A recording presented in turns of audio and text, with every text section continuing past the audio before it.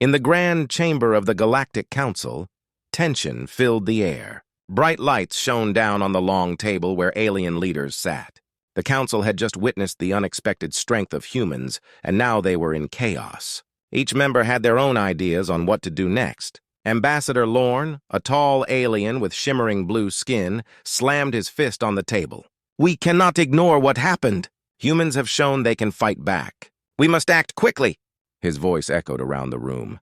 The council members nodded, some worried, others angry. "We underestimated them," said a small green alien with large, round eyes named Zetra. "They have technology we did not expect. If we do not stop them now, they could become a real threat." "But what do we do?" asked Jaxer, a bulky alien with sharp teeth.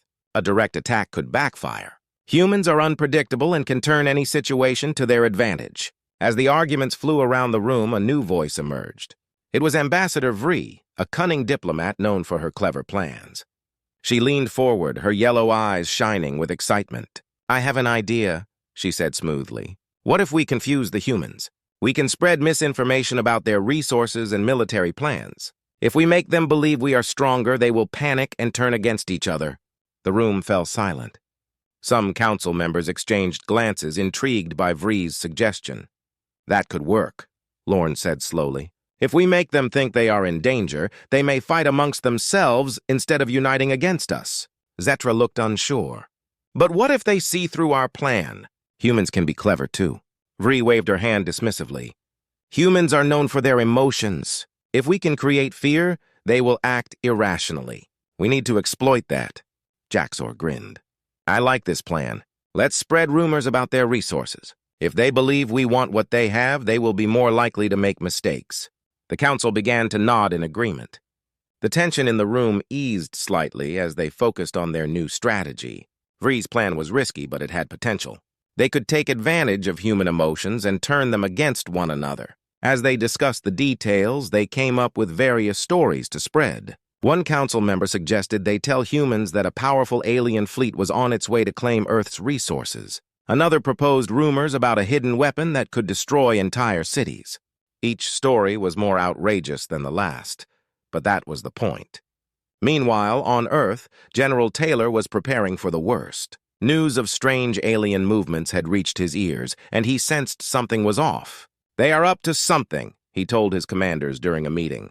"We need to be ready for anything." As the council continued to plot, the humans were unaware of the lies being woven around them. Fear began to spread among Earth's citizens, as news reports talked of alien attacks and impending doom. Social media was ablaze with panic, and people started preparing for war. Back in the council chamber, Vree smiled to herself. "This will work perfectly," she thought. "Humans will be so busy fighting their own fears that they won't see us coming." As the meeting came to a close, the council members felt a strange mix of excitement and fear. They were about to play a dangerous game, one that could decide the fate of both species. Little did they know that their plan would only strengthen humanity's resolve. The humans would not go down without a fight. Back on Earth, the atmosphere was thick with tension. In a large war room filled with screens and maps, General Taylor stood at the front, his face serious. Around him were his top military leaders, each one focused and ready to listen. They had received alarming reports about the aliens and knew they had to act fast. "Ladies and gentlemen," General Taylor began, his voice firm, "we need a plan. The aliens think they can scare us into submission.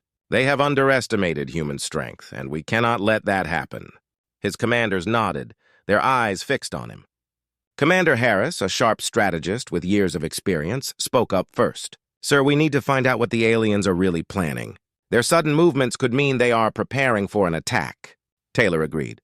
"We need reconnaissance. Send drones to scout their positions.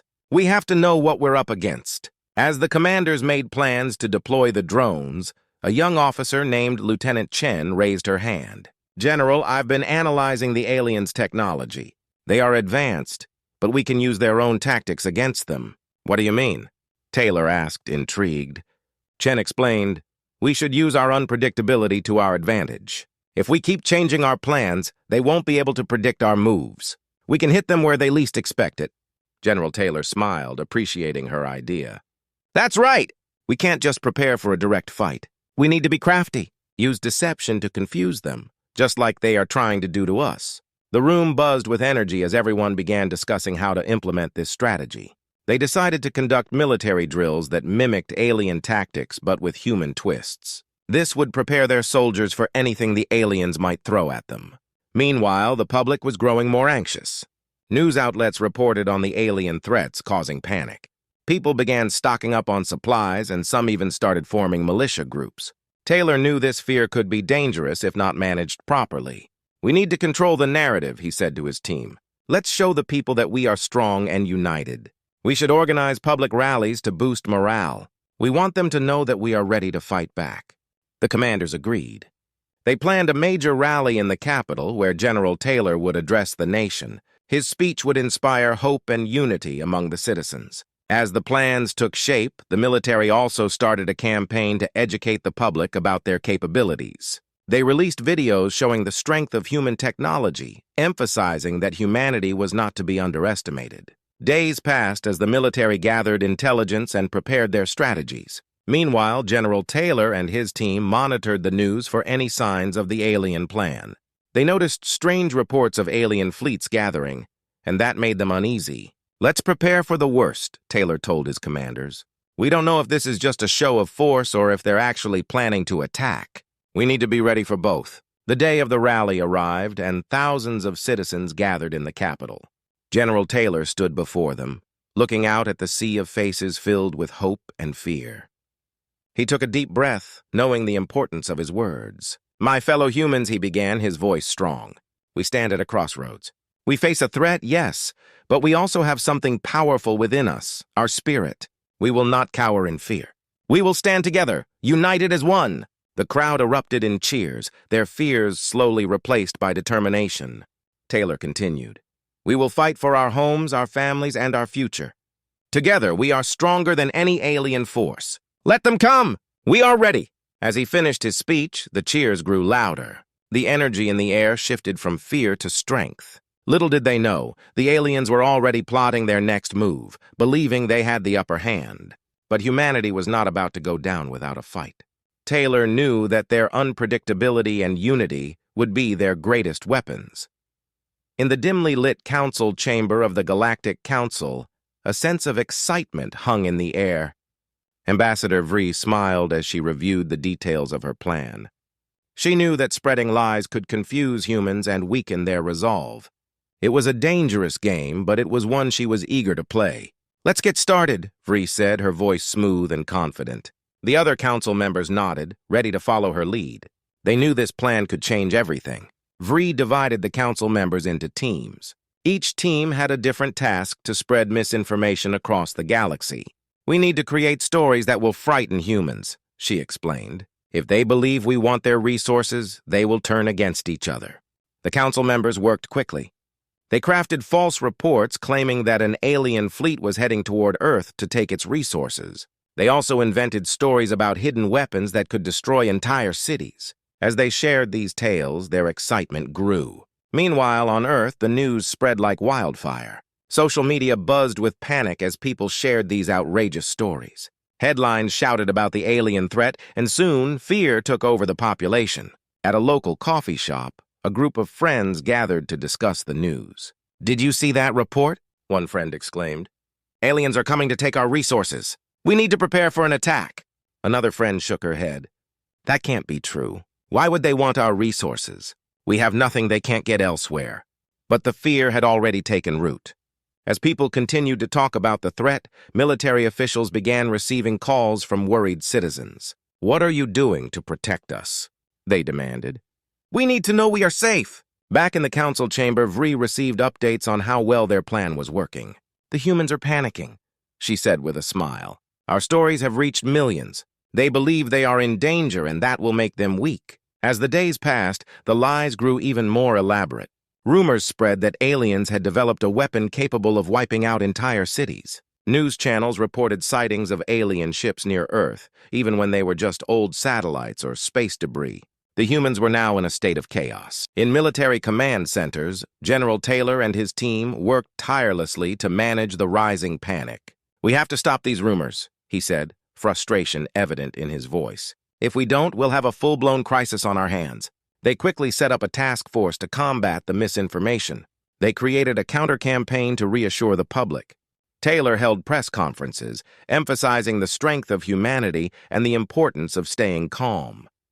"Ladies and gentlemen," he said during one press conference, "we are facing challenges, but we must not let fear control us. We have faced worse than this, and we will overcome it together." Despite his efforts, the fear was hard to contain. People started forming groups, some preparing for war, others hoarding supplies. Misinformation had taken over their minds, and trust in the government began to wane. Back in the Galactic Council, Vree watched the chaos unfold with satisfaction. "Our plan is working perfectly," she told her fellow council members. "The humans are divided, scared, and ready to turn on each other." But as she smiled, she failed to notice the cracks forming in her own plan. The human spirit was strong. Amidst the fear and confusion, there were whispers of hope and unity. In military bases, soldiers trained harder than ever, preparing for the worst. General Taylor knew they were being tested, and he was determined not to let fear win. "We may be facing a crisis," he told his team, "but we will show the aliens that humans are not to be underestimated.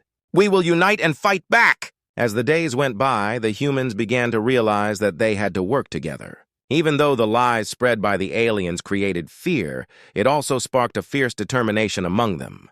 The council may have succeeded in causing chaos, but the human spirit was beginning to rise in response.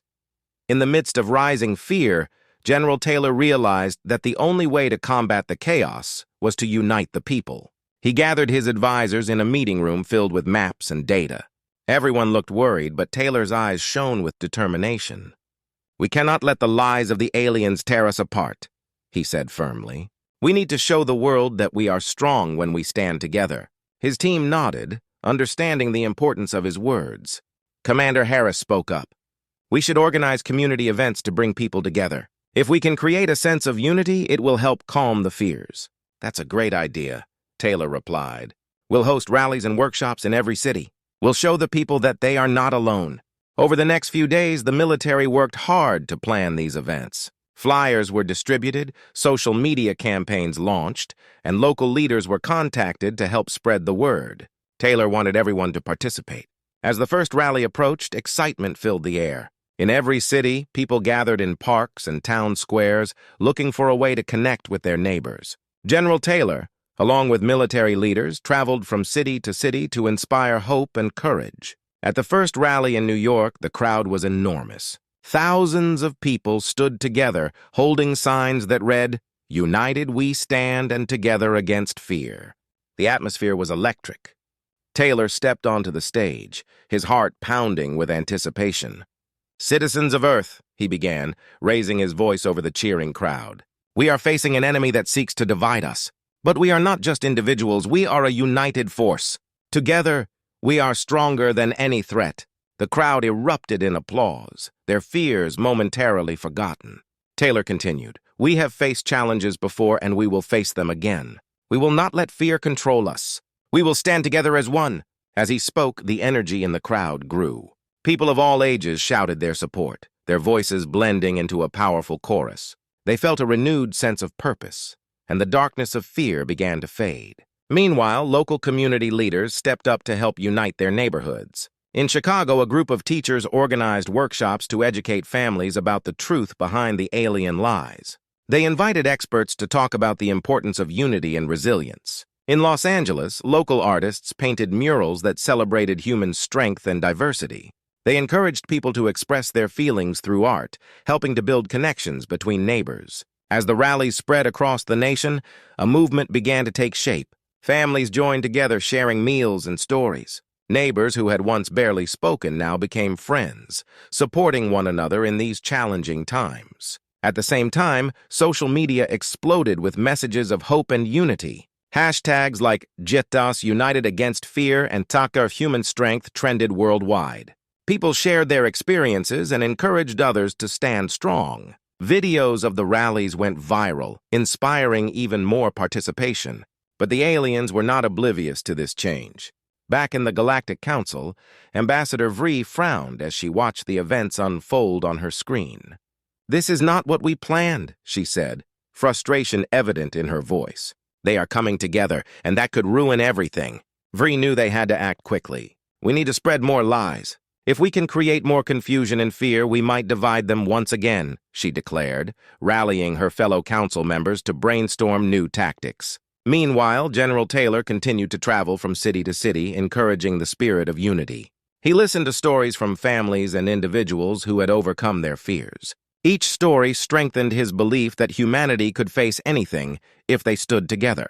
At the final rally in Washington, D.C., Taylor stood before a massive crowd, his heart swelling with pride. "We have shown the aliens that we will not back down. We are united, and together we will face any challenge. Remember, fear only has power when we allow it to." The crowd roared with approval, their voices echoing through the streets. As Taylor looked out at the sea of hopeful faces, he knew they had ignited a fire within humanity. The strength of unity was their best defense against any enemy. The excitement from the rallies still lingered in the air as General Taylor returned to his headquarters. He felt hopeful as he listened to the cheers and support of the people. But deep inside, he knew the danger was far from over. The Galactic Council would not give up easily. As Taylor reviewed reports, a loud knock echoed through his office. It was Commander Harris, looking more serious than ever. "General, we have an urgent situation," he said, closing the door behind him. "What is it?" Taylor asked, concern rising in his chest. "Scouts have spotted multiple alien ships approaching Earth," Harris replied, his voice steady but tense. "They are coming fast and seem to be ready for a fight." Taylor's heart sank. "How many ships?" he asked, bracing himself for the answer. "Reports indicate at least 15 large vessels," Harris said, his expression grim. "They are heading toward our major cities." A chill ran down Taylor's spine. "We need to prepare for an attack. We can't let them catch us off guard." Harris nodded. "I'll alert the military. We need every soldier ready and waiting." As Harris left the room, Taylor grabbed a radio. He called for an emergency meeting with all military leaders. The time had come to unite not just the people, but the armed forces too. While the meeting was being organized, Taylor couldn't shake the feeling of urgency. The aliens had underestimated humanity's ability to come together. Now, they were coming for a fight, and Taylor knew he had to be ready. In a nearby command center, officers worked quickly, analyzing the incoming data. They calculated the trajectories of the alien ships and mapped out potential targets. Each officer felt the weight of their responsibility. They were the last line of defense for Earth. Back at the rally site in Washington, D.C., crowds were still buzzing with energy from Taylor's speech. Families were laughing and enjoying the moment, unaware of the impending danger. A young boy, Max, held his mother's hand, looking up at the colorful banners that read, "United We Stand." Suddenly, a loud siren pierced the cheerful atmosphere. The sound echoed throughout the city, causing people to stop and stare in confusion. A voice over the loudspeakers announced, "Attention!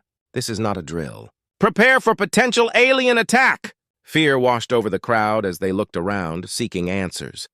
Mothers held their children close, and some people began to panic.